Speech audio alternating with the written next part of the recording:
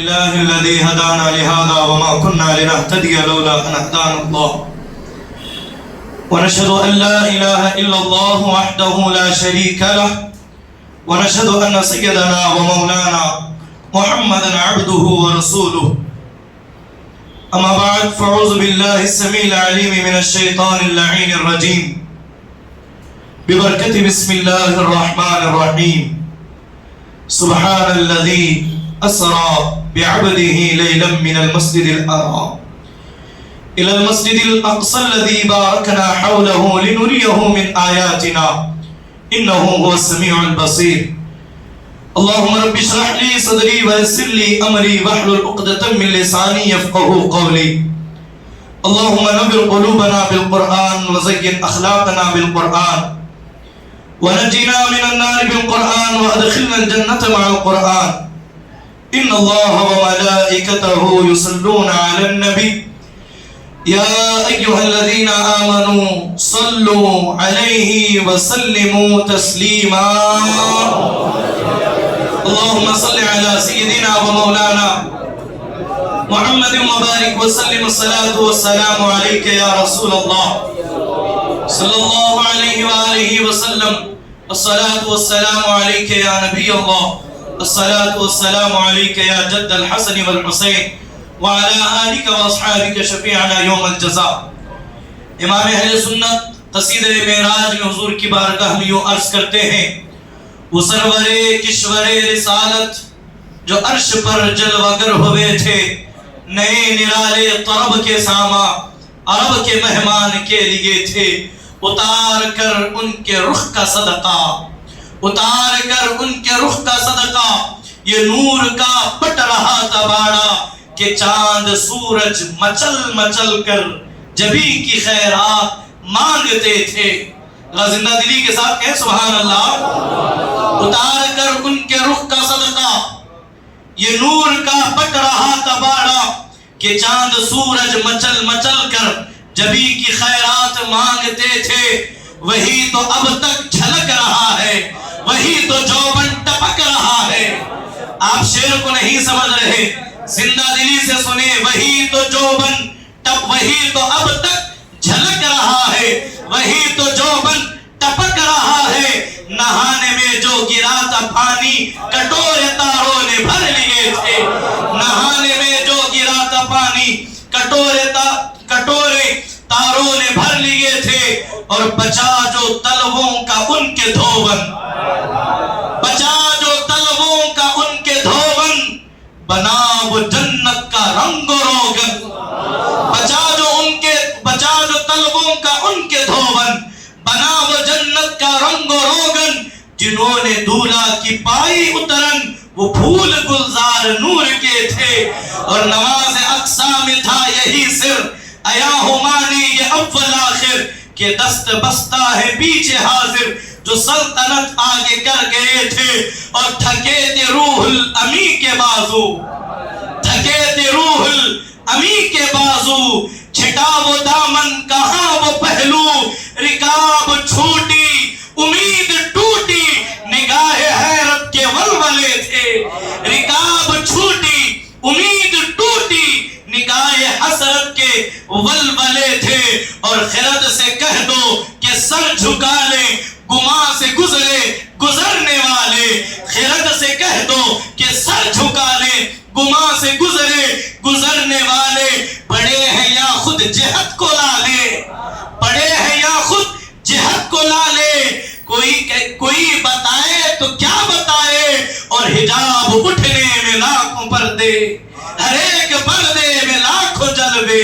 یہ سفر معراج ہے.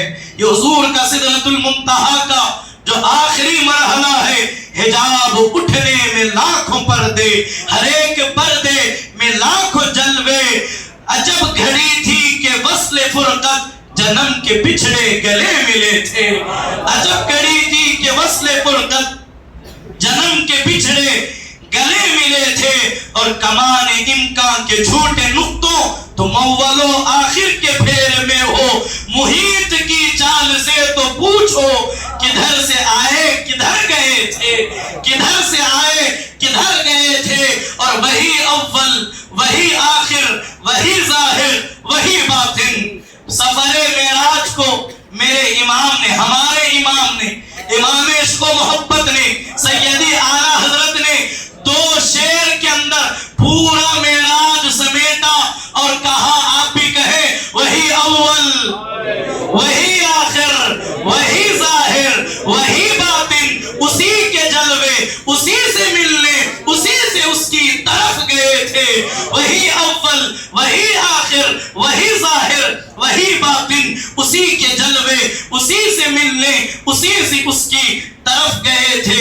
اللہ تبارک و تعالی نے قرآن مجید میں ارشاد فرمایا، سبحان الذی اسری بعبدہ لیلا من المسجد الحرام الى المسجد الاقصى الذي باركنا حوله لنريه من آیاتنا.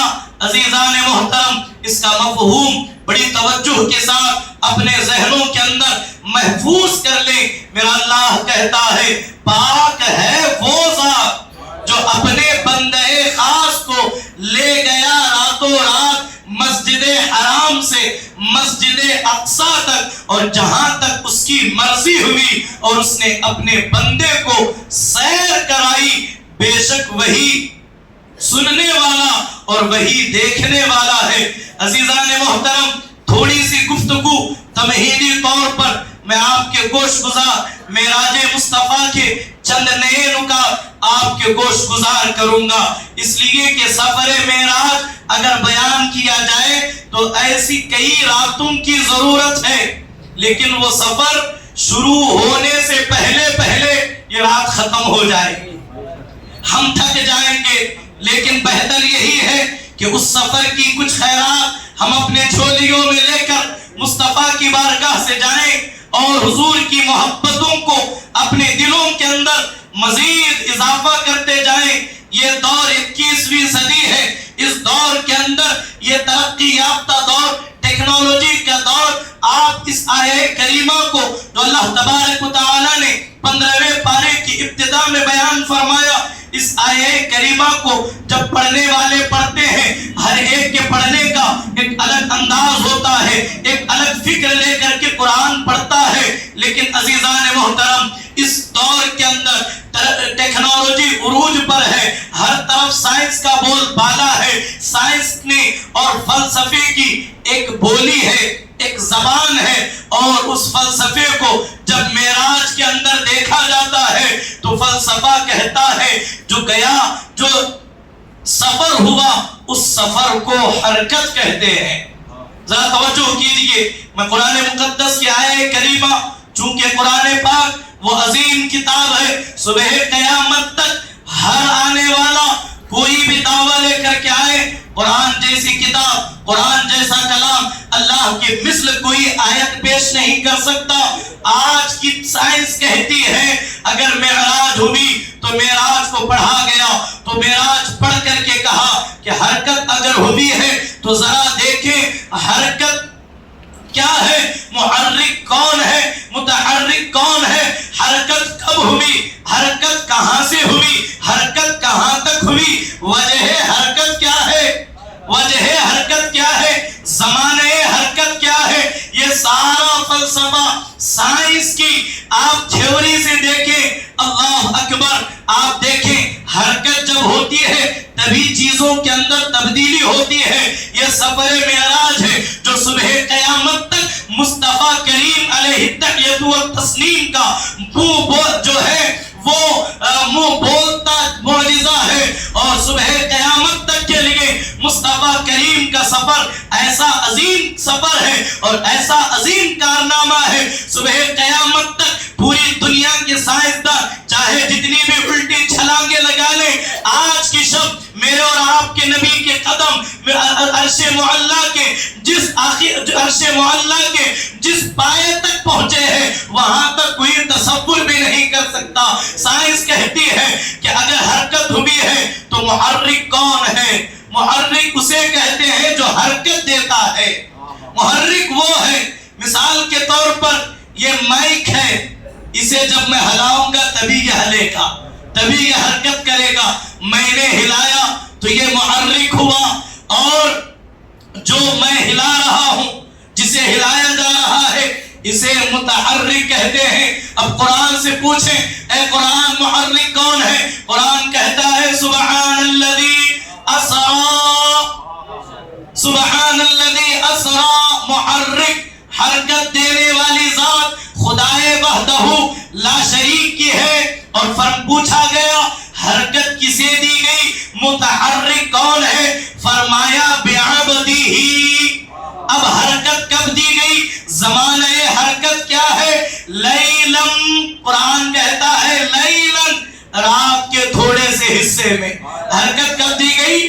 رات کے حصے میں۔ اور اس کے بعد مبدأ حرکت کیا ہے؟ حرکت کہاں سے ہوئی؟ الی المسجد الحرام۔ اور حرکت کہاں تک ہوئی؟ تو قرآن کہتا ہے الی المسجد الاقصی۔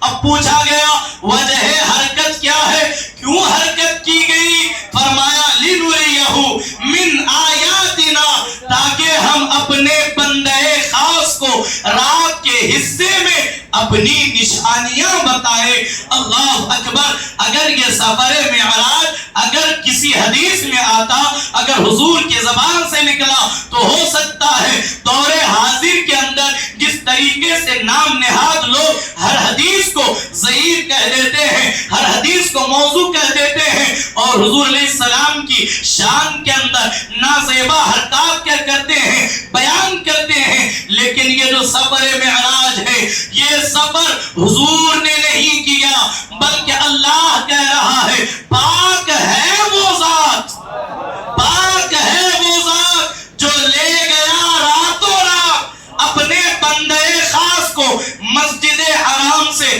مسجد اقصی تک۔ اگر حضور کہے کہ میں گیا، اعتراض ہو سکتا ہے، اگر کسی زبان میں کسی قلم میں اگر جرت ہو تو اس ذات پر اعتراض کر کے بتائیں جس نے کہا پاک ہے وہ ذات ہر عیب سے، ہر نقص سے۔ تو معراج بیان کرنے والا خود قادر مطلق ہے، اس نے اپنی شان کے ساتھ اپنے محبوب کو معراج کرائی۔ تو عزیزان محترم، اب ذرا دیکھیں معراج کا زمانہ کیا ہے، معراج کیوں کرائی گئی۔ گزشتہ سال 27ویں شب کو بہت سارے نکات آپ کے گوش گزار ہوئے، اللہ کی توفیق سے آج مزید کچھ باتیں آپ کے گوش گزار کریں گے۔ دیکھیں اللہ کے رسول علیہ السلام مکہ مکرمہ کے گنڈوں کو سمجھاتے سمجھاتے میرے اور آپ کے نبی آمنہ کے لال جو ہے وہ تکلیفوں کو برداشت کرتے ہوئے، لوگوں کی طرف سے آنے والی مصیبتوں کو جھیلتے ہوئے اب میرے اور آپ کے نبی بالکل تھک چکے ہیں۔ تو جب کوئی تھک جاتا ہے تو تھکنے کے بعد اسے یوں کہا جاتا ہے جاؤ ذرا سیر کر کے آؤ، تھوڑا تفریح کر کے آؤ، تھوڑا چہل قدمی کر کے آؤ، تاکہ تمہاری تھکاوٹ ختم ہو جائے، تاکہ تمہاری تھکن دور ہو جائے، تمہارا ذہن فریش ہو جائے۔ اللہ اللہ، جب دنیا دار تھکتے ہیں تو دنیا کے اندر دوست سفر کو لے جاتے ہیں، سیر کرنے لے جاتے ہیں، گھومنے لے جاتے ہیں۔ یہ میرے اور آپ کے نبی کی شان ہے۔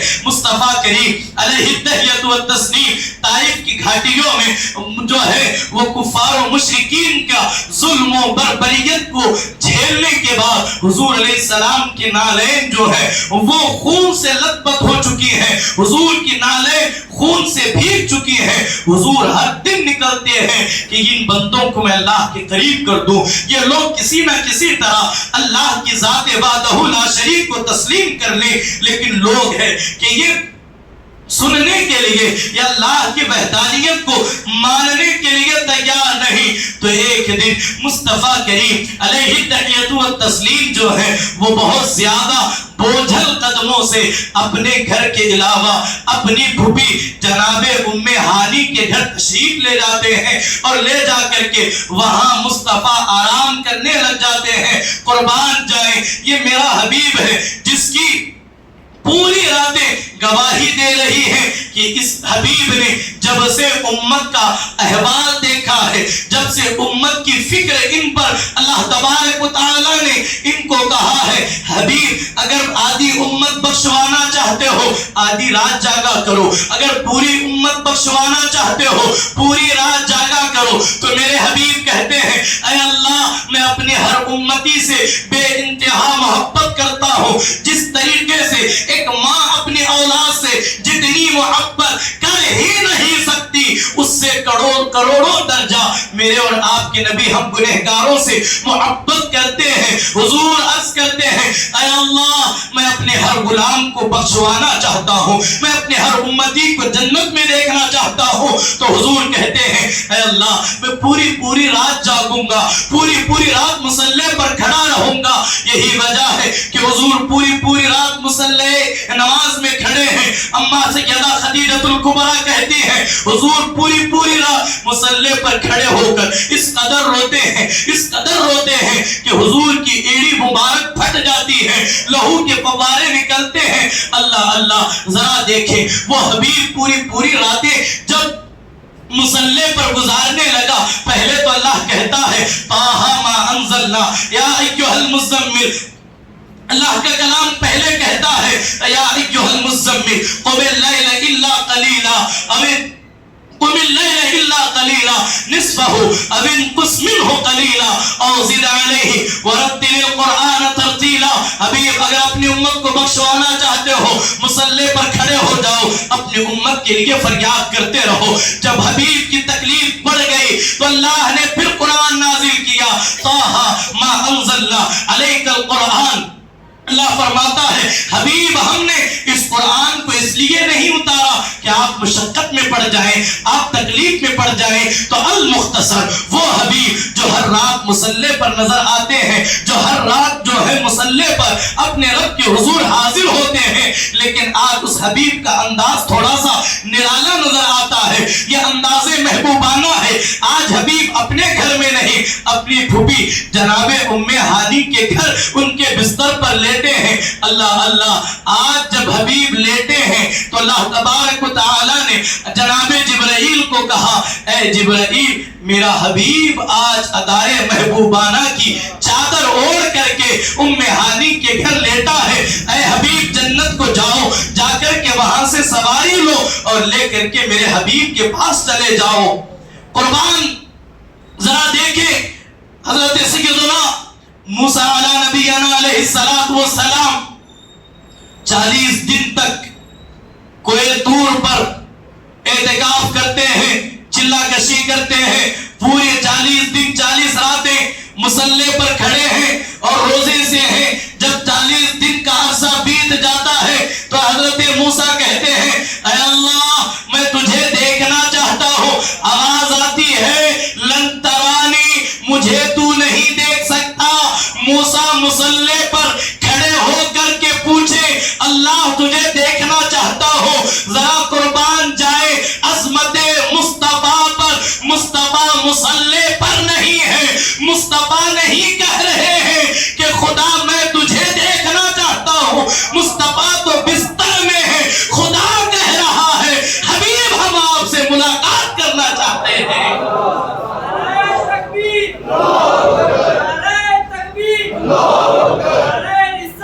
یا رسول اللہ حبیب ہم آپ کو دیکھنا چاہتے ہیں. اب یہاں نقطہ دیکھیں, کلیم اور حبیب میں فرق کیا ہے. کلیم وہ ہے جو کہے خدا دیکھنا چاہتا ہوں, حبیب وہ ہے حبیب ہم تمہیں دیکھنا چاہتے ہیں, ہم تم سے جو ہے وہ ملاقات کرنا چاہتے ہیں. اللہ اکبر.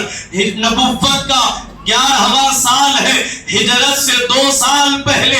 ایک طرف مکے کے ظالموں کا ظلم ہے, دوسری طرف حضرت سیدہ خدیجہ الکبریٰ کا وصال اور حضرت سیدنا ابو طالب کا وصال. حضور علیہ السلام پر اس قدر غم کے بادل اور اس قدر حضور پر غم کے اور بہت ساری تکلیفیں اس طریقے سے آئی. وہ سال کو حضور نے عام الحزن یعنی غموں کا سال قرار دیا.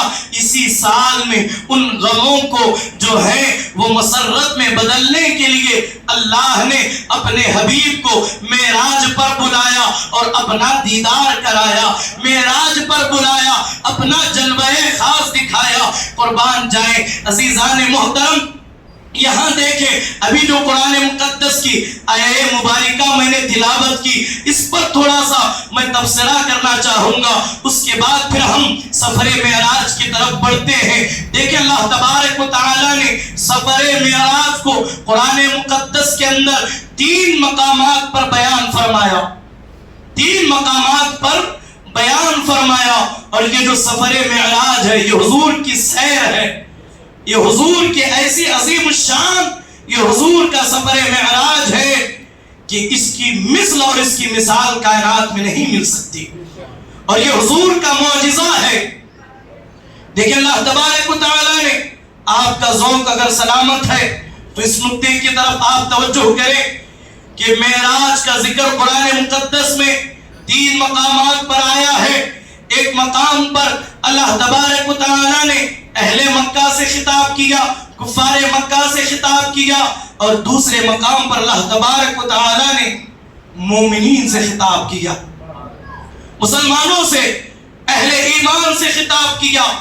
آج جب ہم سفر معراج کو، حضور کی شان و عظمت کو، حضور کی بلند و بالا مرتبوں کو بیان کرتے ہیں تو کچھ نام نہاد مولوی، بدعتی مولوی یہ کہتے ہیں کہ ان سنیوں کو کیا ہوا، یہ حضور کی شان کو خدا سے بلند کر دیتے ہیں، نہ جانے طرح طرح کی باتیں کر کے مسلمانوں کو ورگلاتے ہیں۔ ہم یہی جواب دینا چاہیں گے، وہ خدا کیسا ہے؟ نبی کی شان بڑھانے سے اس خدا کی شان گھٹ جائے؟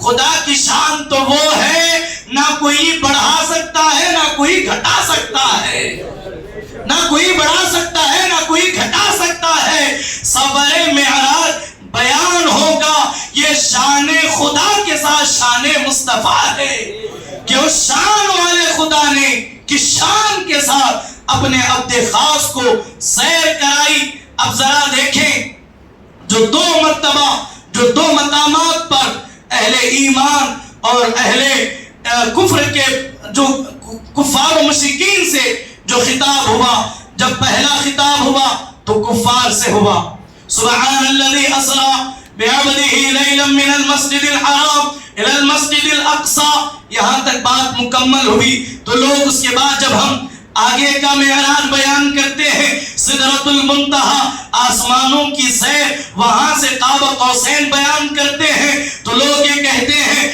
دیکھو یہ کتنا بڑا رہے ہیں، اللہ نے معراج کو مسجد اقصیٰ تک ہی کیا، یہ کہاں کہاں تک لے جاتے ہیں۔ نادانوں، ذرا عقل سے کام لیا جائے، ذرا دیکھیں دنیا کا دستور یہ ہے، دنیا کا اصول یہ ہے، جب بچہ کم عقل کے ساتھ، کم فراست کے ساتھ جب پہلی مرتبہ اسکول میں داخلہ لیتا ہے تو سال کے اندر 6 مہینوں کا الگ الگ نصاب بنایا جاتا ہے، الگ الگ کیمسٹر بنائے جاتے ہیں، سیمسٹر 1 اور سیمسٹر 2 اس طریقے سے بنایا جاتا ہے۔ پہلے حصے کے اندر آسان سبق پڑھایا جاتا ہے، دوسرے حصے میں مشکل سبق دیا جاتا ہے۔ اب ذرا دیکھیں، جنہوں نے جو یہ کہتے ہیں سفر معراج صرف مسجد اقصیٰ تک ہے، اس سے آگے نہیں ہے، وہ اس آیہ کریمہ سے قرآن کو پڑھ کر کے نتیجہ نکالتے ہیں۔ ہم یہ کہیں گے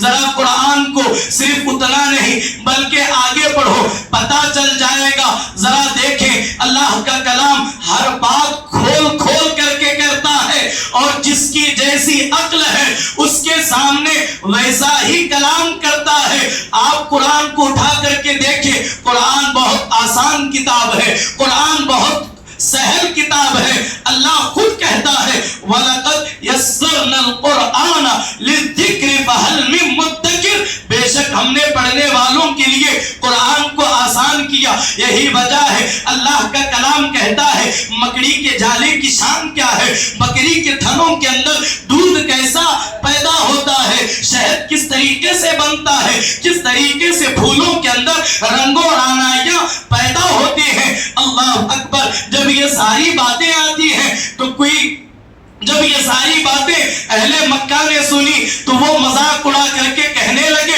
یہ کیسی کتاب ہے، اس کے اندر مکڑی کا جالا ہے، اس کے اندر بکری کے دودھ کی ذکر ہے، اس کے اندر نہ جانے مچھر کا ذکر ہے۔ اللہ تبارک و تعالیٰ نے ساری چیزیں کھول کھول کر کے بیان کی تاکہ اس بندے اس کا کلام سیکھ لیں. یہ خدا کا طریقہ ہے. خدا اپنے بندوں سے وہ کلام نہیں کرتا جو کلام بندے سمجھ نہیں سکتے.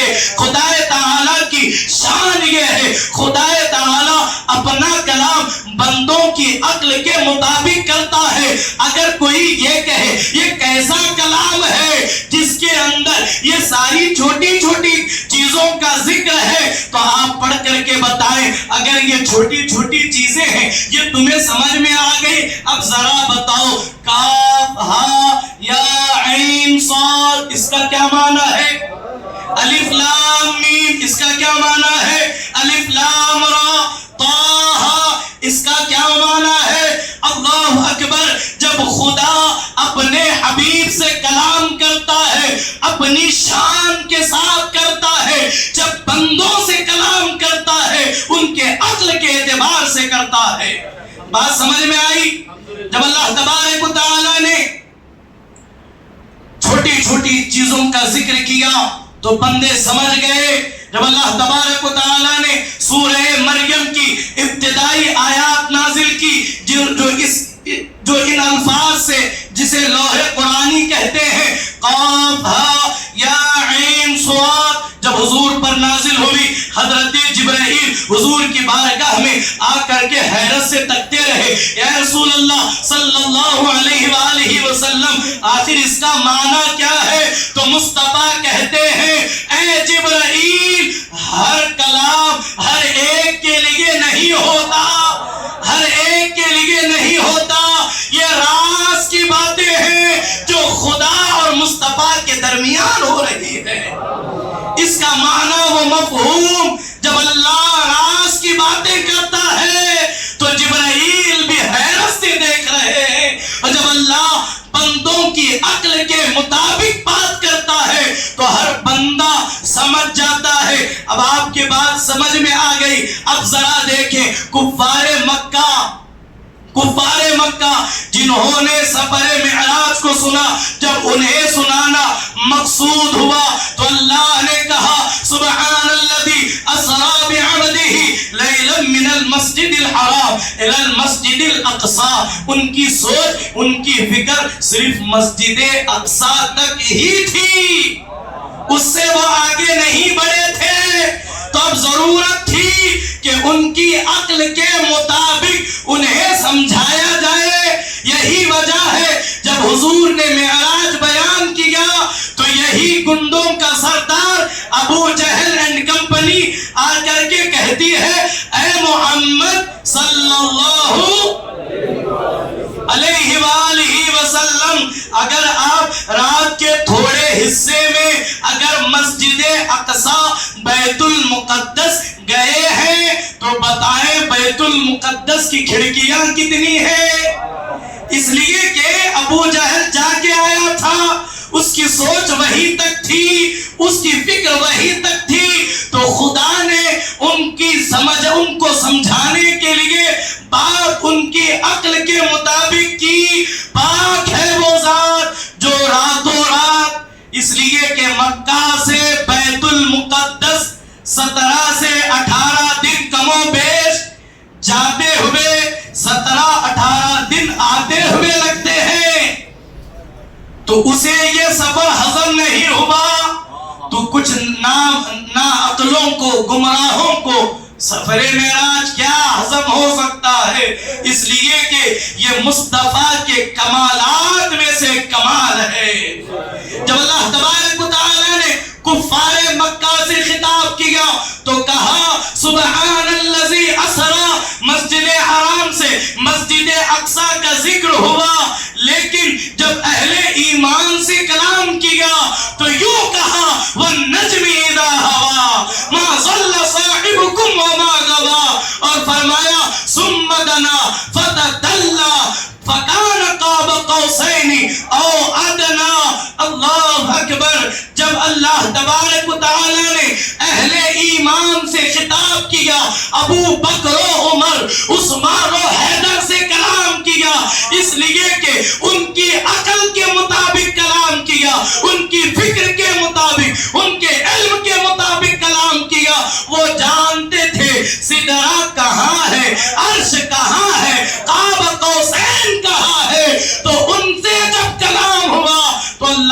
کہتا ہے عند سدرۃ المنتہا، وہاں تک لے گئے۔ تو یہ خدا کا اصول ہے، جو جس طریقے سے سمجھتا ہے خدا اسے اس طریقے سے سمجھاتا ہے۔ المختصر، حضرات محترم، اب حضور علیہ السلام اپنی جناب ام ہانی کے گھر ان کے بستر پر محو استراحت ہے، حضرت جناب جبریل امین حضور کی بارگاہ میں آئے اور آ کر کے کیا دیکھا آپ جانتے ہیں؟ آئے تو کس شان سے آئے؟ اعلان ہوا جنت کو سجا دیا جائے، دوزخ کی آگ بجھا دی جائے۔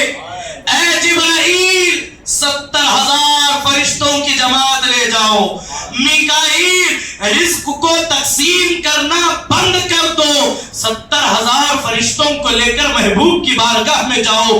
اسرائیل اب کسی کی روح قبض نہیں کی جائے گی، 70,000 فرشتوں کو لے کر تم بھی آمنہ کے دروازے پر پہنچو، آمنہ کے لال کے پاس پہنچو۔ اس کے بعد جناب اسرافیل سے کہا سور رکھ دو، حبیب کے پاس جاؤ۔ 70,000 فرشتوں کو لے کر یہ 4 بڑے فرشتے حضور کی بارگاہ میں آئے ہیں، اور کیا دیکھا؟ حضرت جبریل امین،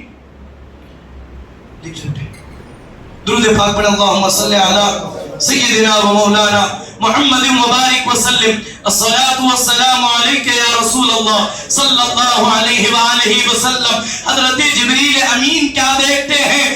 وہ محبوب جو ہر رات مصلی پر ہوتے، جو ہر رات مصلی پر ہوتے، آج وہ بستر پر ہے۔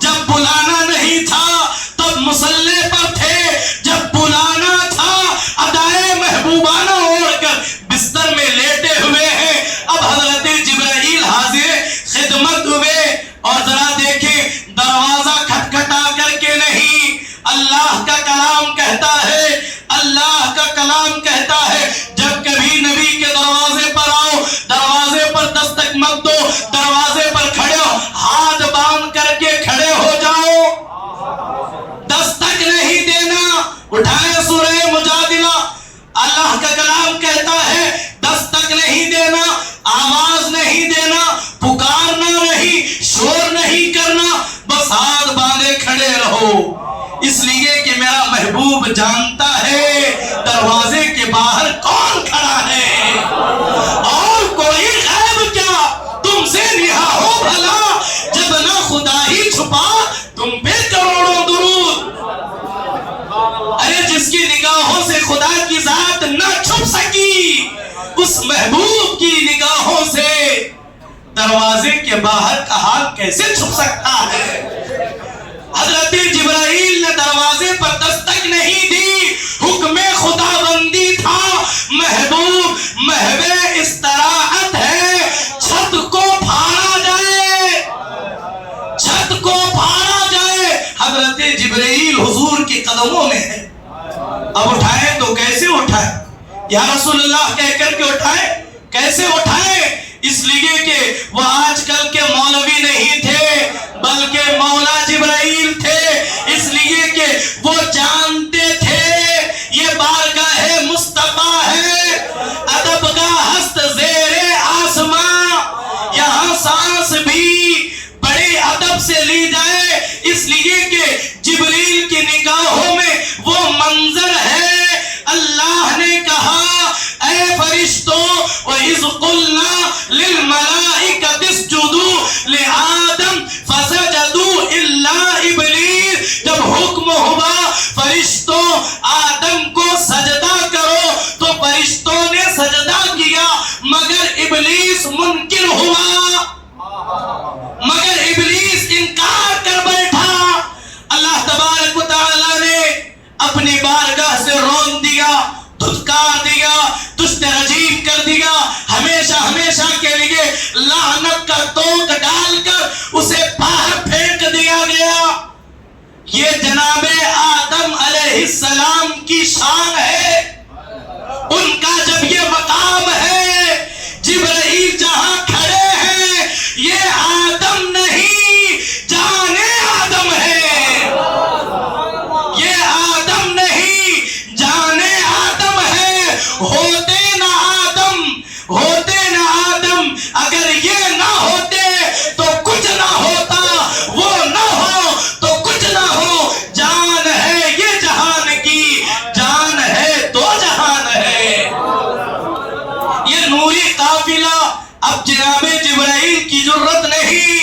کہ وہ ہلا کر کے اٹھائے، آواز دے کر کے اٹھائے۔ جبرائیل نے کہا کہیں میں بھی بارگاہ الہی سے گستاخوں میں نہ شمار کیا جاؤں، پلٹے کہا اے اللہ تیرا حبیب تو محو استراحت ہے، تیرا حبیب تو محو استراحت ہے، کیا کیا جائے؟ تو آواز آئی اے جبریل میں نے تجھے تیرے وجود کو آج ہی کے دن کے لیے جنت کے نوری کافور سے بنایا ہے۔ ابھی اے جبرائیل کرنا کچھ نہیں ہے، جاؤ حبیب کے قدموں میں کھڑے ہو جاؤ، اپنے نورانی لبوں کو میرے مصطفیٰ کے تلووں پر رکھ دو۔ کہنا سبحان اللہ، اپنے لبوں کو مصطفیٰ کے قدموں پر رکھ دو، رکھنا تمہارا کام ہے۔ اب ذرا دیکھیں، حضرت جبرائیل ولی نہیں ہے، قطب نہیں ہے، ابدال نہیں ہے، غوث نہیں ہے، بلکہ شان جبرائیل یہ ہے آپ جس طریقے سے حضور کی شان جملہ انبیاء میں جس قدر بلند و بالا ہے۔ ابھی محترم عزیز القدر نہال نے جو کلام پڑھا، سب سے اعلیٰ و اولا ہمارا نبی، سب سے بالا و اعلیٰ ہمارا نبی، جس طرح ہمارا نبی ہر نبی سے بلند و بالا ہے مقام و مرتبے میں، اسی طرح فرشتوں کی جماعت میں حضرت جبرائیل بلند و بالا ہے۔ بات سمجھ میں آ گئی؟ اگر حضور کے قدموں کو چومنے کی بات کریں تو فتویٰ، بدعت، شرک، گمراہی، سنت کے خلاف، اللہ اللہ، ان عقیدوں پر لعنت جو حضور سے دور کرتے ہوئے نظر آتے ہیں۔ اب حضرت جبرائیل اللہ کا کلام لے کر کے حاضر ہوئے، اب مصطفیٰ کے طلبے ہیں، جبرائیل کی پیشانی ہے۔ ذرا یہاں ایک نقطہ ذہن میں آیا، آپ توجہ کریں، جبرائیل کہاں کھڑے ہیں؟ جہاں سے مصطفیٰ کی ابتدا ہے وہاں سے جبرائیل کی انتہا ہے۔ جہاں حضور کے قدم وہاں جبرائیل کی انتہا، آخری مقام۔ اب وہ طلبے دیکھیں، طلبے کتنی عظیم بات آئی ہے، بڑا کرم ہوا۔ دیکھیں ایک مثال ہے، دنیا کے اندر کسی بھی سانولے رنگ کے انسان کو آپ دیکھ لیں، کسی بھی سانولے رنگ کے انسان کو دیکھ لیں، چہرہ گرچہ سانولا ہو بلکہ کالا ہو، لیکن اس کا تلوا گورا ہی ہوتا ہے۔ بات میری صحیح ہے؟ انسان چاہے کتنا ہی سانولا کیوں نہ ہو، اس کا تلوا ہمیشہ چمکدار ہی ہوتا ہے۔ اب ذرا دیکھیں، اب یہ کون ہے؟ یہ وہ ہے جس کے صدقے چاند کو چمک ملی، سورج کو رہنائی ملی۔ اب یہ طلوائے مصطفیٰ ہے، یہاں اسے چھوڑ کر اب ذرا ہجرت کے بعد سفر ہجرت کو دیکھیں۔ حضور علیہ السلام مکہ مکرمہ سے ہجرت کر رہے ہیں، اور ایک ایسا مقام آیا، حضور کو ایک غار پر چڑھنا تھا، غار ثور، جہاں حضور نے ہجرت کی رات قیام کیا تھا۔ گزشتہ سال میں نے یہ روایت پڑھی تھی، جس طریقے سے مصطفیٰ کریم کے جلوے ابو بکر صدیق نے دیکھے ہیں، ایسے جلوے کسی اور نے نہیں دیکھے حضور کے۔ یہ روایت آپ کو یاد ہوگی، میں اسے دہرانا نہیں چاہتا۔ آج ایک اہم نقطہ اہل علم صوفیہ کہتے ہیں، یہاں یہ بات بھی ضروری سمجھتا ہوں، ہر بات کتاب سے نہیں چلتی، کچھ باتیں سینہ بسینہ چلتی ہیں، جو اہل عشق سے عشق کے سینوں میں اڈھیلا جاتا ہے۔ حضرت ابو بکر صدیق کہتے ہیں، ہجرت کی رات تھی اور مصطفیٰ کو مجھے کندھوں پر سوار کرنا تھا۔ توجہ کرے، کوئی بار نبوت کو نہیں اٹھا سکتا، یہ نبوت کا وزن، یہ نبوت کا بوجھ کوئی اٹھا نہیں سکتا۔ حضرت ابو بکر صدیق کہتے ہیں، اگر یہ روایت پسند آئے تو قبول کر کے دل میں بسا کر کے جائیں، اگر پسند نہیں تو ہمارا مال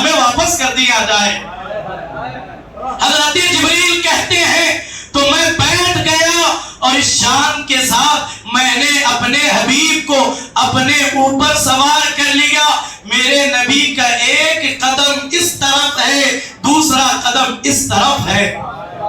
اب میرا بدن گویا کے درد سے جو ہے وہ چررا رہا تھا، چر چر کی آوازیں آ رہی تھی. اب ان قریب تھا جسم کی ہڈیاں ٹوٹ جائیں. تو میں نے کیا کیا، وہ قدم مصطفیٰ جو میرے کندھوں پر تھے، میں نے مصطفیٰ کے تلوے کو تکنا شروع کر دیا. میں نے مصطفیٰ کے تلوے کو دیکھنا شروع کیا، اور اس دیکھنے میں اتنا مگن ہوا، خدا کی عزت کی قسم، کب پہاڑ چڑھے کب غار ثور آیا پتہ ہی نہیں چلا. کب غار پر چڑھے کب غار ثور آیا پتہ ہی نہیں چلا. اسی منظر کی عکاسی بریلی کے قلندر نے کہا، تیرے تلووں میں جو ہے خیر کا منہ کیا دیکھے. یا رسول اللہ، تیرے قدموں میں جو ہے، تیرے قدموں میں جو ہے، تیرے قدموں میں جو ہے غیر کا منہ کیا دیکھے. کون نظروں پہ چڑھے دیکھ کے تلوا تیرا، کون نظروں پہ چڑھے. یا رسول اللہ، اس جیسا کسی کا چہرہ نہیں جیسا حسین آپ کا تلوا ہے. اور کہا کہ تیرے قدموں میں جو ہے غیر کی ٹھوکر پہ نہ ڈال. جھڑکیاں کھائی کہا چھوڑ کے صدقہ تیرا. یہ حضرت جبرائیل، یہ حضرت ابو بکر ہیں جو یہ کہتے ہیں تلوائے مصطفیٰ کی رعنائیوں میں اس قدر گم ہو گیا، بارے نبوت کو اٹھا کر میں غار ثور پر چڑھ گیا. ذرا ان سے پوچھیں جو غار ثور پر چڑھے ہیں، 1 لیٹر پانی لے کر کیا آپ نہیں چڑھ سکتے؟ 2-3 کلو کے بچے کو ڈھو کر نہیں چڑھ سکتے. یہ ابو بکر ہے جو تلوائے مصطفیٰ میں اس قدر گم ہو گئے کہ بارے نبوت کو اٹھا کر غار ثور تک چڑھ گئے. اب یہاں پھر بات وہی جہاں سے چھوڑا تھا، حضرت جبرائیل حضور کے قدم کو دیکھ رہے، یہیں سے بات آگے بڑھی تھی. حضرت سیدنا جبریل امین سے اللہ نے کہا، اے جبرائیل، میرے حبیب کے تلووں پر اپنے لب کو رکھ دو. مصطفیٰ کے تلوے، مصطفیٰ کی ابتدا انسان نیچے سے شروع ہوتا ہے اور سر پر ختم ہوتا ہے. مصطفیٰ کی ابتدا پر جبریل کی انتہا نظر آ رہی ہے. جبرائیل جنت کے ملائکہ کے سردار ہیں، ملائکہ کے بادشاہ ہیں، اور ان کے سر پر موتیوں کا، جنتی موتیوں کا اللہ نے تاج رکھا. جب حضرت جبرائیل حضور کے تلووں پر اپنے لب رکھتے ہیں تو میرے امام اس کی عکاسی یوں کرتے ہیں، تاج روح القدس کے موتی جسے سجدہ کرے. تاج یعنی روح القدس، حضرت جبرائیل تاج روح القدس کے موتی جسے سجدہ کرے رکھتی ہے. کتنا وقار، اللہ اکبر ایریا. جب حضرت جبرائیل نے قدم حضرت حضور کے تلووں پر اپنے لبوں کو رکھا اور بوسہ دیا، اور جیسے ہی بوسہ دیا تو حضرت جبرائیل کے بوسہ دینے پر حضور بیدار ہوئے. وہ کبھی سوتے نہیں، وہ ادائے محبوبانہ تھا. حضور بیدار ہوئے اور پوچھا کون ہے یہ اندازے دل ربانہ؟ وہ جبرائیل جو بار بار آئے، وہ جبرائیل حضور سے ملنے بار بار آئے، آج پوچھ رہے ہیں کون ہے قدموں میں. تو کہا یا رسول اللہ جبرائیل ہے. کیا معاملہ ہے؟ کہا اے حبیب، اللہ آپ کے دیدار کا مشتاق ہے، اللہ آپ کو دیکھنا چاہتا ہے. وصل سے تقاضا آ رہا ہے کہ آپ کو عرش پر لایا جائے. اللہ اکبر. اب حضور بیدار ہوئے. یہاں سے سفر معراج کا آغاز ہوتا ہے. حضور علیہ السلام بیدار ہوئے، اس کے بعد وضو فرمایا. حضور علیہ السلام کے لیے بہترین سواری جسے براق کہا جاتا ہے۔ اب یہاں ایک نقطہ اور ایک اہم بات یہ بھی ذہن نشین رکھیں، قرآن مقدس کے اندر اللہ رب العزت نے اسرا کا ذکر کیا اور ہم اسے معراج بھی کہتے ہیں، تو یہاں محققین یہ کہتے ہیں مسجد حرام سے لے کر مسجد اقصی تک جو حضور کا جو سفر ہے اسے اسرا کہتے ہیں، اور وہاں مسجد اقصی سے جو آسمانی دنیا پر جو سفر ہے اسے معراج کہتے ہیں۔ معراج بنا ہے عروج سے، یعنی بلندی پر پہنچنا، اور اسی لیے تو کہا کوئی حد ہے ان کے عروج کی، سرے لامکاں سے طلب ہوئی سوئے منتہا وہ چلے نبی، کوئی حد ہے ان کے عروج کی، بلغ العلا بکمالہ۔ درود پاک پڑھیں، اللہم صلی علی سیدنا و مولانا محمد مبارک وسلم، الصلاة والسلام علیکہ یا رسول اللہ صلی اللہ علیہ وآلہ وسلم۔ عزیزان محترم، وقت کافی تیزی کے ساتھ آگے بڑھ رہا ہے، میں بات کو سمیٹتے ہوئے حضور علیہ السلام کے لیے جنتی براق لایا گیا۔ جنتی براق، براق ایک نوری مخلوق ہے۔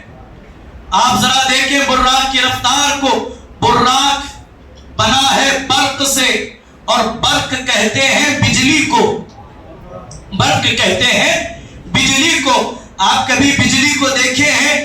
آنکھ پلک کے جھپکتے ہی اس ملک سے اس ملک میں، یہ انسان 6 فٹ کا، 5 فٹ کا، 5.5 فٹ کا، یہ نوری نہیں ہے، یہ خاکی ہے۔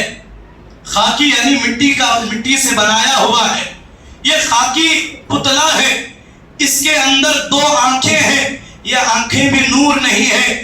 ان آنکھوں کے اندر جو ایک سیاہ نقطہ ہے کالا، جو کالی تتلی ہے، اس تتلی کے اندر ایک نور کی شعاع کو اللہ نے رکھا، اور اس نور کی برکتیں اتنی ہیں کہ بندہ زمین پر کھڑے ہو کر آسمان کی طرف نگاہ اٹھاتا ہے تو پلک کے جھپکتے ہی سورج اور چاند تک اس کی نگاہ پہنچ جاتی ہے نا۔ یہ صرف نور کی ایک کرن انسان میں ہے، تو اس کی رفتار اور اس کی پہنچ اور اس کی بصارت کا یہ عالم ہے، تو ذرا اندازہ لگائیں، جو سر سے پاؤں تک خود نور ہو، جو سر سے پاؤں تک سراپا نور ہو، اس کی رفتار کس انداز میں ہوگی؟ تو فرمایا گیا کہ جہاں اس کی نگاہ پڑتی وہاں اس کا قدم پڑتا تھا۔ اب یہاں پر دیکھیں، اللہ کے رسول صلی اللہ علیہ وآلہ وسلم کے لیے یہ عظیم الشان براق پیش کیا گیا۔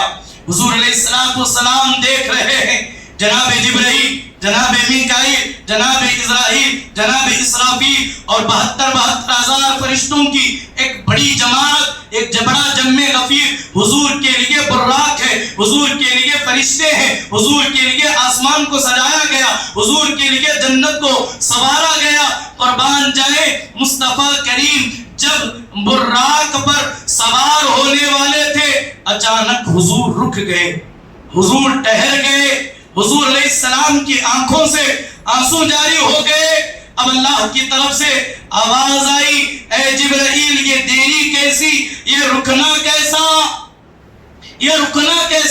یہ دیری کیسی؟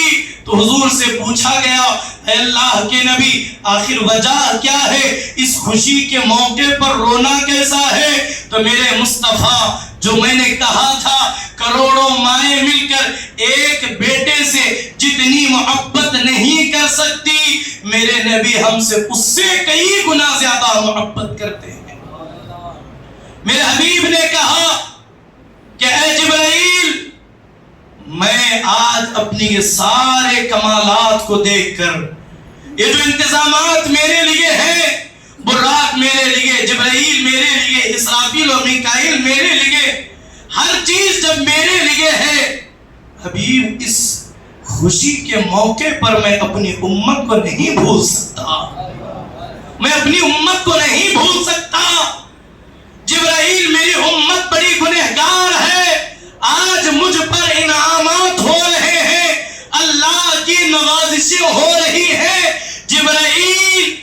قیامت کے دن اگر میرا رب میری امت کو درگزر نہیں کرے گا، معاف نہیں کرے گا، تو میری امت کا کیا ہوگا؟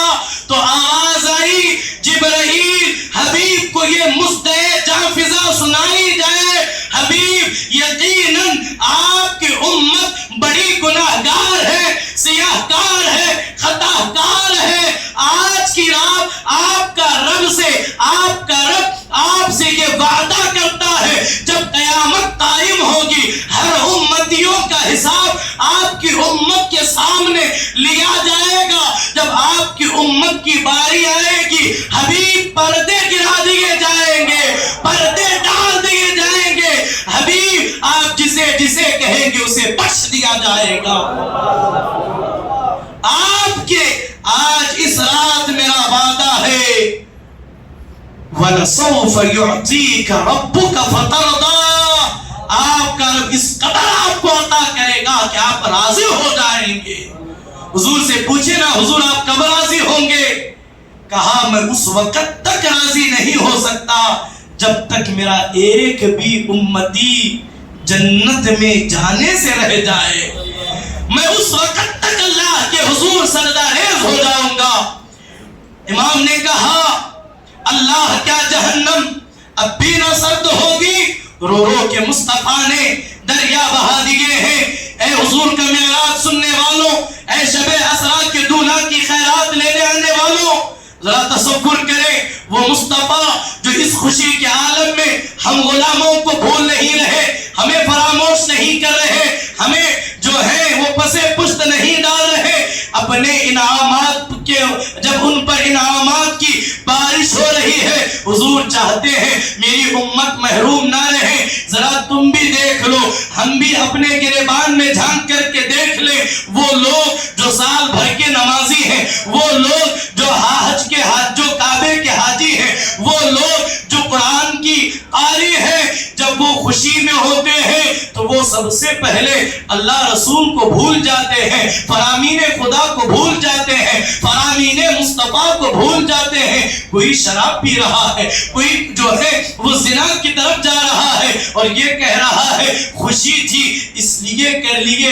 میں آپ سے پوچھنا چاہتا ہوں میرے عزیزوں، وہ میرا نبی ہے، وہ میرے اور آپ کے نبی ہیں، ان کے دل پر کیا بیتتی ہوگی؟ ایک طرف تو ہم یہ دعویٰ کرتے ہیں ہمارے نبی اپنی قبر میں زندہ و جاوید ہیں، ہمیں ملاحظہ کر رہے ہیں، ہمیں دیکھ رہے ہیں۔ دوسری طرف جب ایک مسلمان کہنے والا جب تاش کے پتے اچھالتا ہے، جب شراب کے پیالے اٹھاتا ہے، جب سود کو عام کرتا ہے، جب زنا کے بازار گرم کرتا ہے، میرے مصطفیٰ کہتے ہیں ہر پیر کو، میرے ہر غلام کے اعمال کو میرے پاس پیش کیے جاتے ہیں، جن کے اعمال اچھے ہوتے ہیں میں پڑھ کر کے، سن کر کے، دیکھ کر کے خوش ہو جاتا ہوں، اور جن کے اعمال برے ہوتے ہیں مجھے بڑی تکلیف ہوتی ہے۔ میں آپ سے پوچھنا چاہتا ہوں، ایک طرف تو ہمارا دعویٰ ہے محبت رسول میں جان بھی قربان ہے، ذرا اس دعوے کو دیکھو، جب حضور کی بارگاہ میں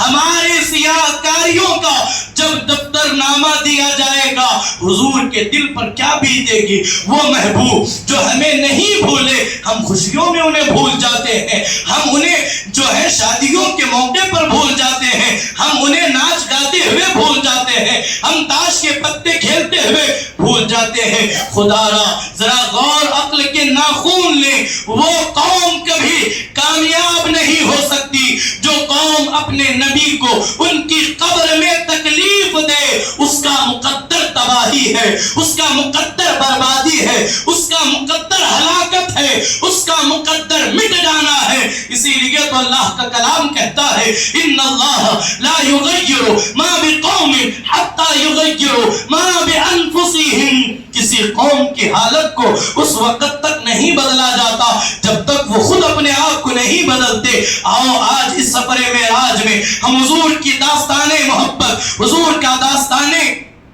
معراج سننے کے لیے جمع ہے، تو حضور سے عرض کرے اے شب اسرا کے دولہا، آج آپ پر اللہ کی انعامات کی بارش ہو رہی ہے۔ آقا ہم آپ کو گواہ بنا کر کے یہ عہد مصمم کر کے اٹھیں گے، آج کے بعد کبھی شراب کو ہاتھ، ذرا بولے آج کے بعد کبھی شراب کو ہاتھ نہیں لگا لگائیں گے, کبھی زنا کی طرف نہیں جائیں گے, کبھی غیبت چغلی نہیں کریں گے, کبھی اپنے دل کے اندر بغض کی, حسد کی, عداوت کی, جلن کی اور سختی کو اپنے دلوں کے اندر آنے نہیں دیں گے. اگر آ گئی ہے تو آج کی شب حضور کے وسیلے سے اللہ کے حضور اس کی جو ہے وہ دوری کی دعائیں کریں گے, التجائیں کریں گے, یقیناً بڑی برکتیں نازل ہوں گی. حضور خوش ہوں گے اس وقت جب ہمارا دن بھی, ہماری راتیں بھی, ہماری صبح بھی, ہمارے شام بھی, ہمارا گھر بھی, ہمارا دکان بھی جب حضور کے قول کے مطابق, حضور کے طریقے کے مطابق ہوگا, حضور ہم سے راضی ہو جائیں گے. حضور ہم سے راضی ہو جائیں گے. جب حضور راضی ہوں گے تو کرم یہ ہوگا, خدا راضی ہو جائے گا. کریں گے نا انشاءاللہ؟ حضور کو راضی کرنے کی فکر کریں گے نا انشاءاللہ؟ اور یہ عہد کریں, جو شراب پیتے تھے, میں نہیں جانتا کون پیتا تھا, جو زنا کرنے والے تھے, جو تاش اور جوا کھیلنے والے, جو سود کاروبار کرنے والے, میں نہیں جانتا, سب توبہ کریں گے نا انشاءاللہ؟ جب حضور علیہ السلام اب بالکل اختصار کے ساتھ مسجد حرام سے یہ سفر, یہ سواری نکلی اور وہاں سے مسجد حرام سے مسجد اقصی پہنچے. مسجد اقصی میں حضور علیہ السلام نے انبیاء کرام علیہ السلام کی امامت فرمائی. حضرت آدم سے لے کر حضرت عیسیٰ تک جتنے نبی تھے سب جمع تھے. وہاں حضور نے امامت کر کے بتایا, اس کائنات کا دولہ بھی میرے اور آپ کے نبی ہیں اور انبیاء کے امام بھی میرے اور آپ کے نبی ہیں. تو المختصر حضور علیہ السلام کو آسمانی دنیا کی سیر کرائی گئی, وہاں انہیں مشاہدہ کرایا گیا. حضور علیہ السلام فرماتے ہیں, سیرت حلبیہ علامہ برہان الدین حلبی نے پہلے آسمان کے احوال کو بیان کیا. حضور علیہ السلام کا گزر ایک ایسی قوم سے ہوا جن کے ہونٹ اونٹوں کی ہونٹوں کی طرح تھے اور جن کے ہاتھوں میں پتھروں کی طرح بڑے بڑے انگارے تھے. انگار کے ڈلے دیکھے نا, پتھروں کی طرح انگارے تھے اور وہ ان انگاروں کو کھاتے تھے اور اپنے پخانے کے راستے سے نکالتے تھے. بڑی تکلیف محسوس کرتے. حضرت جبرائیل سے حضور نے پوچھا, اے جبرائیل, آخر یہ کون لوگ ہیں جو اپنے ہاتھ سے انگار کے ڈھیرے کھا رہے ہیں, انگار کے پتھر خود کھا رہے ہیں؟ ذرا دیکھیں, انسان کے جسم کے اندر ایک چھوٹا سا کنکر چلا جائے اور وہ کڈنی میں جا کر کے پھنس جائے, انسان کا پورا وجود بے قرار ہو جاتا ہے. بہت سارے لوگ, اللہ کرے کسی کو وہ دن نہ دکھائے کہ اللہ رب العزت پورے مسلمانوں کو, نوجوانوں کو ہر بلا سے, ہر بیماری سے اللہ محفوظ رکھے, صحت و سلامتی والی زندگی دے. ذرا تصور کریں جب وہ اپنے ہاتھوں سے پتھروں کے انگارے کھا رہے ہوں گے تو کیا تکلیف اور شدت ہوگی, اور وہ پھر دوبارہ اسے اپنی پاخانے کے راستے سے نکال کر کے پھر انہی کو کھا رہے ہیں. حضور علیہ السلام نے جب یہ منظر دیکھا تو دیکھ کر کے پوچھا, جبرائیل یہ کون ہے؟ فرمایا, یا رسول اللہ صلی اللہ علیہ وسلم, یہ وہ لوگ ہیں جو یتیموں کا مال ظلم کے ساتھ کھا لیا کرتے تھے, جو یتیموں کے مال پر ناحق قبضہ کیا کرتے تھے. یہ حضور کو دکھایا گیا. حضور کے دل پر کیا بیتی ہوگی جب حضور نے اپنی امت کا یہ حال دیکھا ہوگا. اس کے بعد پھر حضور علیہ السلام آگے بڑھے. کیا دیکھا؟ ایک ایسا گروہ ہے, ان کے پیٹ اتنے بڑے بڑے مکانات کی طرح ہیں کہ ان کے پیٹ جو ہیں وہ بڑے بڑے کمروں, بڑے بڑے گھروں کی کوٹریاں جس طریقے سے بڑی بڑی ہوا کرتی ہیں, ان کے پیٹ اس قدر بڑے ہوئے ہیں, ان کے پیٹ اس قدر بڑے ہوئے ہیں. حضور نے جب یہ تکلیف دیکھی اور ان بڑے بڑے گھروں کی طرح پیٹ ہیں اور ان کے اندر سانپ بچھو نظر آ رہے ہیں, وہ بے قرار ہیں, بے چین ہیں. حضور علیہ السلام نے پوچھا, اتنے بڑے جسم اور اتنے بڑے مکانات اور اس کے اندر یہ عذاب، اس کے اندر سانپ بچھو، ان کا زہر، ان کی تکلیف، آخر جبرائیل یہ کون لوگ ہیں، انہیں یہ سزا کس لیے دی جا رہی ہے؟ تو حضرت جبرائیل عرض کرتے ہیں یا رسول اللہ، یہ وہ لوگ ہیں جو دنیا میں سود کھایا کرتے تھے، جو سود کھایا کرتے تھے. الذین یأکلون الربا لا یقومون الا، اللہ کا کلام کہتا ہے اللہ نے سود کو حرام قرار دیا. سود بڑی سخت لعنت ہے، سود بڑی سخت جو ہے وہ مصیبت ہے. لاکھ سجدے، لاکھ حج اور لاکھ عمرے سود کے ایک درہم کے ڈھبے کو نہیں دھو سکتے، وہ نہیں دھو سکتے. اس لیے کہ جو اللہ اور اس کے رسول کی حرام کردہ چیزوں کو جمع کر رہا ہے، کھا رہا ہے، اپنی اولاد کو کھلا رہا ہے، اس کی نمازیں نہ اسے فائدہ دیں گی، نہ ان کی روزی انہیں فائدہ پہنچائے. خدا کے لیے پلٹ آئے، توبہ کرے، وہ کریم بڑا بخشنے والا ہے، وہ درگزر کر دے گا. وہ تو دعوت فکر دے رہا ہے فَفِرُّوا إِلَى اللَّهِ، میرے در سے بھاگے ہوئے بندے میری طرف پلٹا، میری طرف دوڑا، اپنے رب کے حضور چند آنسو بہا لے، آج بھی تیرا رب تیرے تمام گناہوں کو بخش دے گا. تو جتنے تو نے بڑے بڑے گناہ کیے ہیں، تیرے رب کی شان یہ ہے تیرا رب تجھے معاف کرے گا، اور کرم بالائے کرم یہ ہوگا جتنے بڑے تیرے پہلے گناہ تھے، سچی توبہ کے بعد اتنی ہی بڑی بڑی نیکیاں ہم تجھے عطا کریں گے، تیرے نامہ اعمال میں لکھ دیں گے.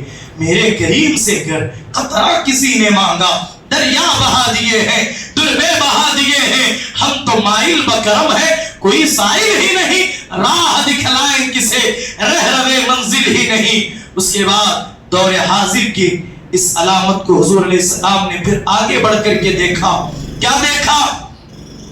بہت سارے دسترخوان لگے ہوئے ہیں، ان دسترخوانوں پر بہترین، عمدہ، بھنا ہوا، لذیذ، تر و تازہ گوشت رکھا ہوا ہے ایک طرف، اور دوسری جانب سڑا ہوا، بدبودار، گندا گوشت رکھا ہوا ہے.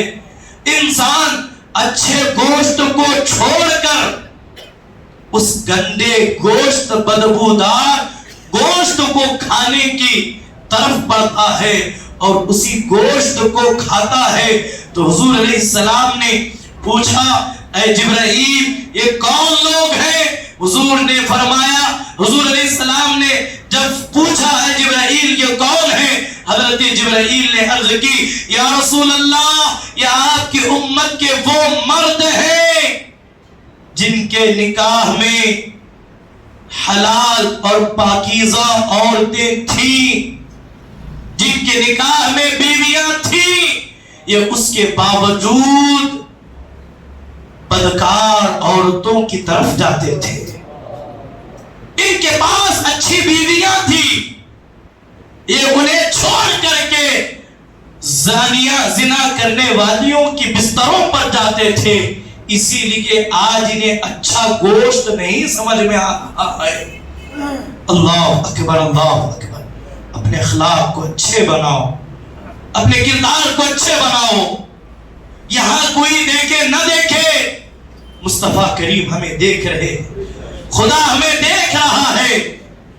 تو اس کے بعد پھر حضور علیہ السلام نے آپ اور آگے بڑھے، ایک اور قوم کو حضور نے دیکھا. کچھ عورتیں تھیں جنہیں ان کی چھاتیوں سے لٹکایا گیا تھا، ان کی چھاتیوں میں لوہے کے سریے ڈال کر انہیں لٹکایا گیا تھا. حضور نے وہ درد سے، تکلیف سے کرلا رہی تھی. حضور نے پوچھا جبرائیل یہ کون سی عورتیں ہیں؟ عرض کیا رسول اللہ یہ وہ عورتیں ہیں جو مردوں کے نکاح میں رہ کر دوسروں سے بدکاریاں کر کے ان کے شوہروں کے طرف ان بچوں کو منسوب کر دیتی تھی. یعنی کسی کے نکاح میں رہ کر، ایک مرد کے نکاح میں رہ کر دوسرے مرد کے ساتھ زنا کرتی اور اس زنا کے نتیجے میں عمل قرار پاتا اور اور اس عمل کی ولادت کے بعد اپنے شوہر کی طرف منسوب کرتی. اللہ اکبر اللہ اکبر. رفیقان محترم، کما تدین تدان، حضور کا جو فرمان تم جیسا کرو گے ویسا تمہارے ساتھ کیا جائے گا. اللہ نہ کرے، اللہ نہ کرے میری بات جھوٹ ہو، میں اپنے اس فکر میں غلط ہوں. جس دور سے ہم اور آپ گزر رہے ہیں، گھر گھر سیریلوں کی نحوست، یہ پڑوسی ملک کی نحوست سیریلوں کے نام پر ہمارے گھروں کے اندر اس قدر قابض ہو چکی ہے. ایک منصوبہ بند سازش کے تئیں ہماری قوم کی بہن بیٹیوں کو یہ باور کرایا جا رہا ہے ایک عورت کا پورا حقوق ہے. عورت، اس کا جسم، اس کی مرضی. جس طرح ایک مرد کئی نکاح کر سکتا ہے، کئی عورتوں کے ساتھ تعلقات قائم کر سکتا ہے، ان سیریلوں کے ذریعے یہ نحوست پھیلائی جا رہی ہے. عورتوں تم کیوں پیچھے ہو؟ تم بھی مردوں کے ساتھ تعلقات قائم کرو. یونیورسٹیوں کا حال دیکھ لے، کالجز کا حال دیکھ لے. خدا را اپنے اولاد کی فکر کرے. یہی تو اللہ کا کلام کہتا ہے، قوا انفسکم واہلیکم نارا. خود بھی جہنم کی آگ سے بچو اور اپنے اہل و عیال کو جہنم کی آگ سے بچاؤ. تو مجھے امید ہے آپ ان معروضات کو، جیسا کہ میں نے ابھی حدیث پڑھی، بات رہ گئی، ہم جیسا کریں گے ویسا ہمارے ساتھ کیا جائے گا. حضور نے فرمایا زنا قرض ہے. اگر تم کسی کی بہن بیٹی کی عزت و عصمت کو تار کرو گے، اللہ وہ دن تمہارے اوپر ضرور لائے گا. کوئی مرد تمہارے گھر کی بہن بیٹی سے کھیل کر کے ان کی عصمت لوٹ جائے گا، تمہیں پرواہ بھی نہیں ہوگی. عزیزان محترم، یہ عقل کے ناخون لینے کا وقت ہے، یہ سمجھنے کا وقت ہے. فتنہ ارتداد عروج پر ہے. ایک طرف مسلم بیٹیاں اسلام سے منحرف ہو رہی ہیں، دوسری طرف ایتھسٹ کے فتنہ ہے، خدائے وحدہ لا شریک کے وجود کا انکار ہو رہا ہے اور مسلمان مذبذب کا شکار ہوتا جا رہا ہے. تو ضروری ہے ہم اور آپ یہ بات اپنے ذہن میں بٹھا کر کے جائیں. اگر کوئی دلائل سے ثابت کرے خدا نہیں ہے، یہ کائنات یوں ہی بن گئی، تو ہمارا عقیدہ اتنا کمزور نہیں ہے کہ ہم کسی کی دلیل سن کر، کسی کی بات سن کر ہم خدا کے منکر ہو جائیں. خدا کی عزت کی قسم، ہم خدائے وحدہ لا شریک کو بغیر کسی دلیل کے ایک مانتے ہیں، بغیر کسی دلیل کے حق مانتے ہیں. ہمیں خدا ماننے کے لیے دلیل کی ضرورت نہیں ہے، ہم بے دلیل خدا کو مانتے ہیں. یہ جو سفر معراج ہے اسی کا ایک حصہ ہے، اسی کی کڑی ہے. حضرت جبریل امین حضور علیہ السلام کے ساتھ بڑھتے رہے. حضور نے جہنم کی وادیوں کو دیکھا، جنت کے تمام درجات کو دیکھا، اور بالآخر وہ مرحلہ آیا. جبرائیل علیہ السلام سدرۃ المنتہا کی آخر حد میں پہنچے، جسے جو ہے حجاب اکبر کہا جاتا ہے، وہ منتہا ہے فرشتوں کی. فرشتے بھی اس سے آگے نہیں بڑھ سکتے. وہاں پہنچے ہیں. مورخین لکھتے ہیں کہ حضرت جبرائیل اپنی اصل صورت میں ظاہر ہوئے. اصل صورت میں جب ظاہر ہوئے تو حضور خود فرماتے ہیں جبرائیل کے بدن پر 600 نورانی پر تھے، 600 نورانی پر تھے، اور ہر پر اتنا بڑا تھا اگر پھیلا دیا جائے تو آسمان چھپ جائے، آسمان کے کنارے چھپ جائے. وہ جبرائیل کی شان ہے. جب حضرت جبرائیل وہاں پہنچے ہیں، آپ سب نے بارہا وہ سارے معاملات کو سنے ہیں. حضرت جبرائیل عرض کرتے ہیں یا رسول اللہ، اس سے آگے ایک قدم بھی میں بڑھ گیا تو یہ میرا وجود نوری جل کر کے خاک ہو جائے گا. جل کر کے خاک ہو جائے گا۔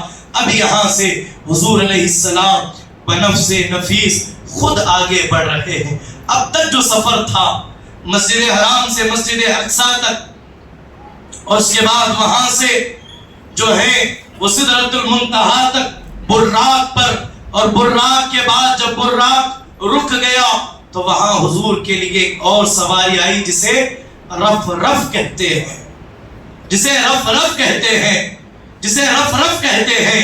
یہاں بہت سارے لوگ اپنے گاڑیوں پر، سواریوں پر حضور کی سواری کا نام قصوہ یا براق یا رف رف لکھواتے ہیں۔ میرے عزیزوں، یقیناً ان کے دل میں یہ بات ہوگی، محبت کے تقاضے میں وہ لکھتے ہیں کہ حضور خوش ہو جائیں گے۔ میرے عزیزوں، گاڑی پر نام لکھنے سے حضور خوش نہیں ہوں گے۔ حضور کی سنتوں کو اپنے دلوں میں بساؤ، اپنے وجود میں بساؤ۔ گاڑی پر نام لکھنے سے زیادہ چہرے پر داڑھی چھوڑنے سے حضور خوش ہوتے ہیں۔ اس سنت کو ادا کریں، اس لیے کہ نام لکھانے سے کام نہیں چلنے والا، کام کرنے سے نام بن جاتا ہے۔ تو اب رف رف بھی ایک حد تک حضور علیہ السلام کو لے کر کے پہنچا، اور اخیر میں حضور علیہ السلام فرماتے ہیں جہاں رف رف بھی رک گیا، مجھے نور کے پردے میں لے جایا گیا، اور وہاں 70,000 پردے میں نے پار کیے۔ ہر پردے کی مسافت، ہر پردے کی چوڑائی، ہر پردے کی موٹائی اگر اسے مسافت میں طے کیا جائے، ایک پردے کو پار کرنے کے لیے خدا کے جو جلووں کے جو پردے ہیں، ایک پردے کو پار کرنے میں 500 سال کا عرصہ لگ جائے۔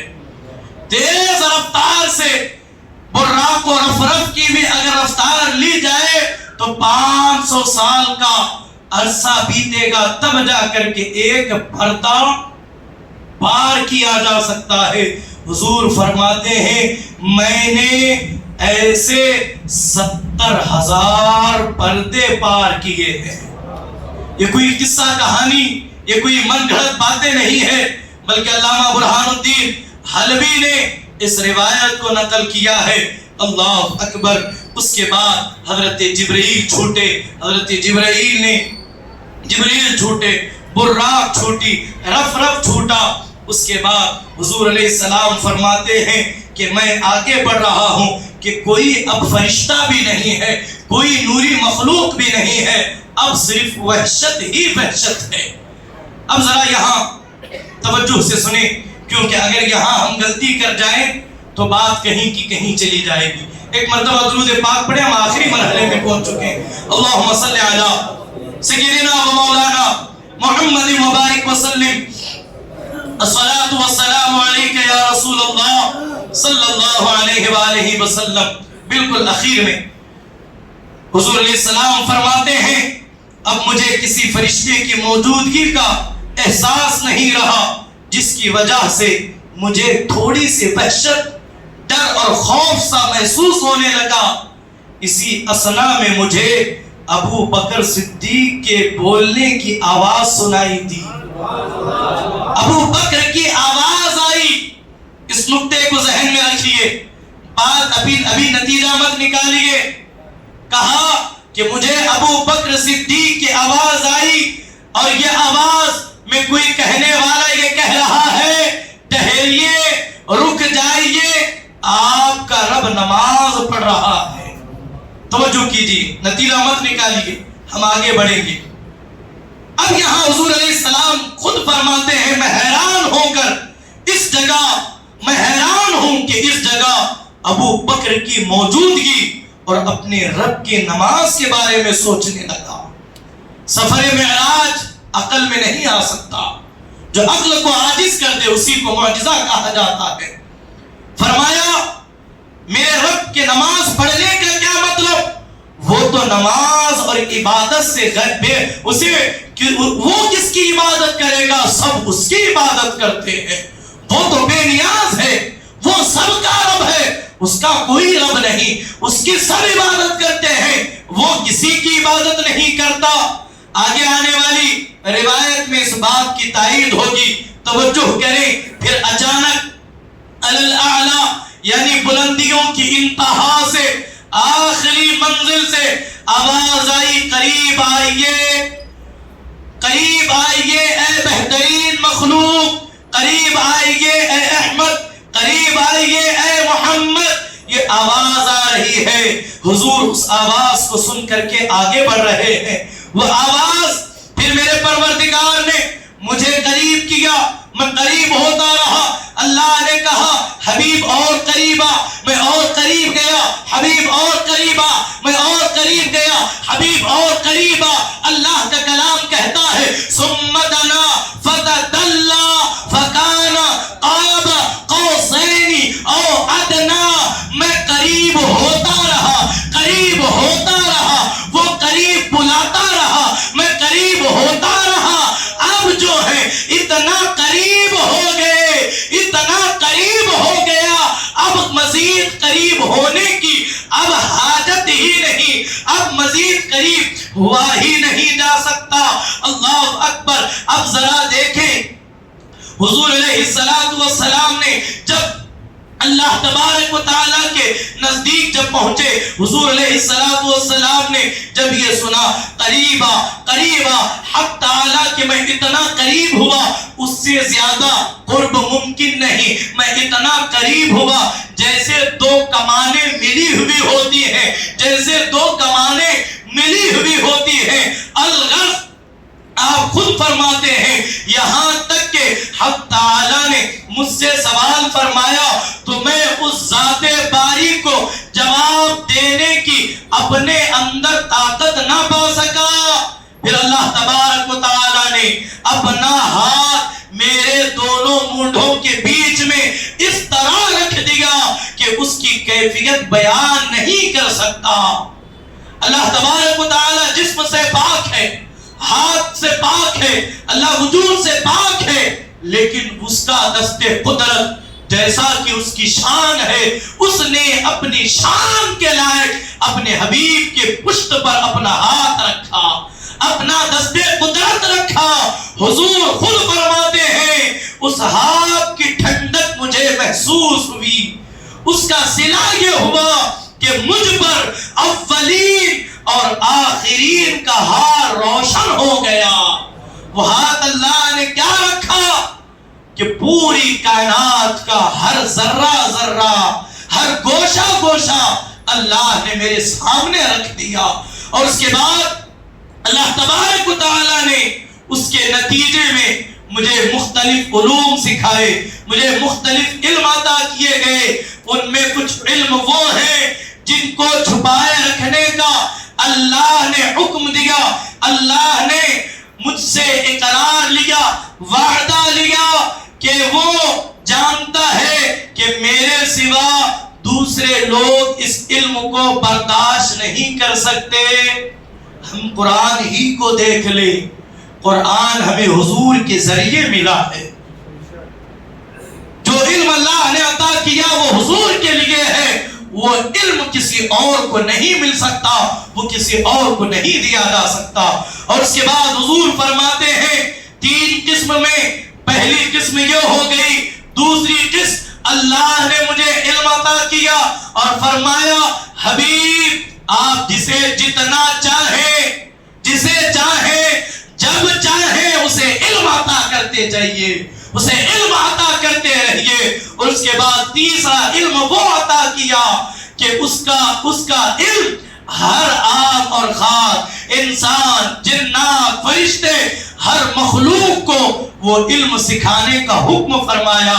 یہ تین قسم کے علوم اللہ نے فرمائے۔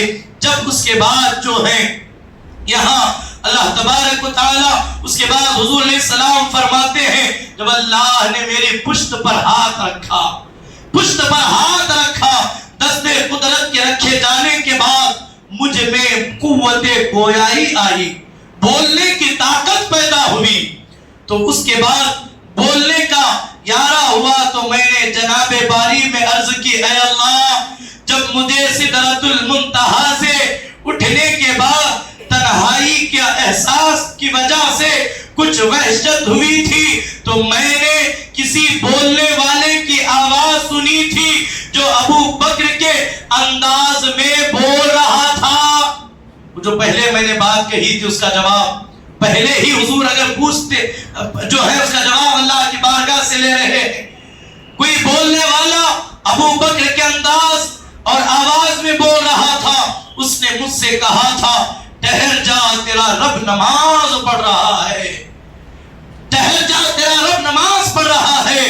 مجھے ان دونوں باتوں پر بڑی حیرت ہوئی، بڑا تعجب ہوا کہ کیا ابو بکر اس مقام پر مجھ سے بھی پہلے پہنچ گئے، اور یہ میرا رب تو نماز سے غنی ہے، بے نیاز ہے، تو کون نماز پڑھ رہا ہے؟ تو اب حق تعالی جواب ارشاد فرما رہا ہے. اسے محبت کے ساتھ، عشق کے ساتھ سنیں گے تو شان مصطفیٰ سمجھ میں آئے گی، شان مصطفیٰ سمجھ میں آئے گی. اللہ نے جواب فرمایا نماز کے حوالے سے، اے حبیب میں اس سے غنی ہوں، بے نیاز ہوں کہ کسی کے لیے نماز پڑھوں، بلکہ میں تو یہ کہتا ہوں سبحانی سبحانی، یعنی میں پاک ہوں، میں پاک ہوں. سب کہتے ہیں خدا پاک ہے، میں کہتا ہوں میں پاک ہوں.